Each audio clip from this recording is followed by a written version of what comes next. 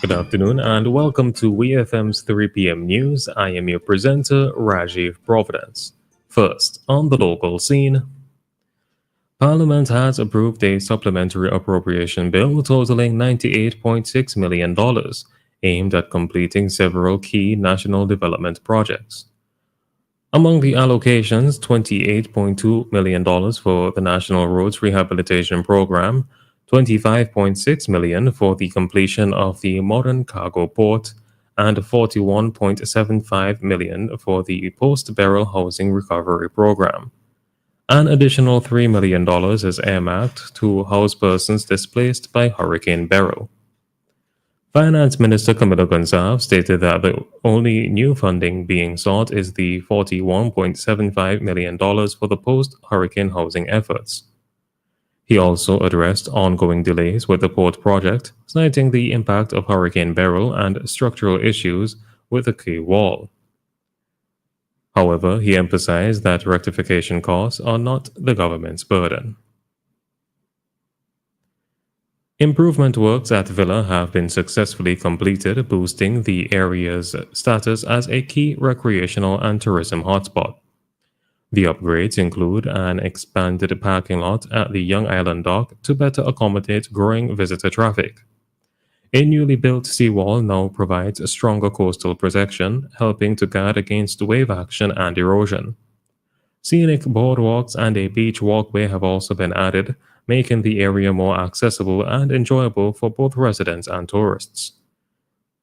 These enhancements form part of a wider effort to promote sustainable tourism and upgrade public spaces across St. Vincent and the Grenadines. Still on the local scene, Taiwan has expressed pride in supporting the ECCU Generative AI and Python Coding Summer Camp 2025, held here in St. Vincent and the Grenadines. Ambassador Fiona Fan visited the camp and commended the students for their creativity and innovation as they explored the world of artificial intelligence and coding.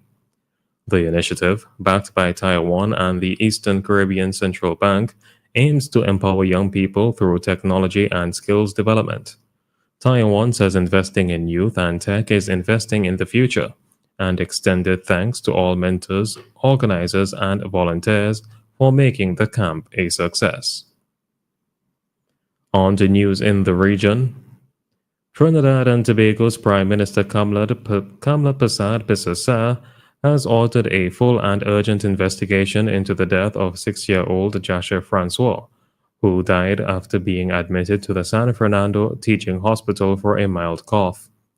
A statement from the Ministry of Health confirmed that Health Minister Dr. Lakram Bodo has initiated the probe to gather all facts swiftly and transparently. The parents, Aaron and Amy Francois, say their son was healthy and alert until receiving treatment, which included an adverse reaction to medication. They are calling for an independent autopsy and a thorough investigation. The Southwest Regional Health Authority says a formal case review is on the way, and counseling support has been extended to the grieving family.